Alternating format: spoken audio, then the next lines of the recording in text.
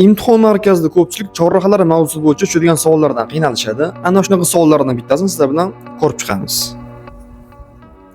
Chorrahaga qaraymiz. Demak, chorrahada hech qanaqa belgi, hech qanaqa svetoforlar o'rnatib qo'yilmagan. Demak, chorrahada o'zaro o'ng qo'l qoida ishlaydi. O'ng qo'l qoida nima degani? Bizdan o'ng tomonimizdagi transport yurmaguncha biz yura olmaymiz degani. Qizil avtomobilda keldik, o'ng qo'limizda ko'k bor, yo'llarimiz kesishyapti, ko'k yurmaguncha biz yura olmaymiz. Ko'k avtomobilda keldik, o'ng tomonimizda yashil bor. Yo'llarimiz kesishyapti, yashil yurmaguncha biz yura olmaymiz. Demak, yashil avtomobilda keldik. O'ng tomonimizda hech kim yo'q. Demak, biz birinchi harakatlanish huquqiga egamiz. Yashil avtomobil chorrahadan birinchi harakatlanib, birinchi chiqib ketadi. Qizil avtomobil bilan yo'lni kesishmagani uchun ham to'xtamasdan chiqib ketadi. Agar qizil bilan yo'lni kesishganda to'xtab, qizil avtomobilni kutgan bo'ladi.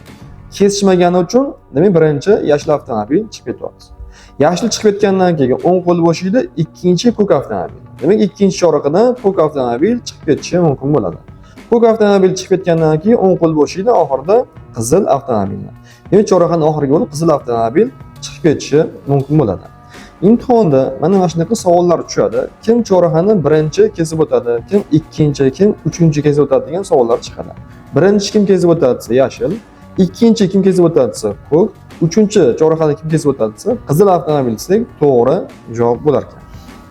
Shunga o'xshash foydali ma'lumotlarni o'tkazib yubormaslik uchun sahifamizga obuna bo'lib qo'yinglar.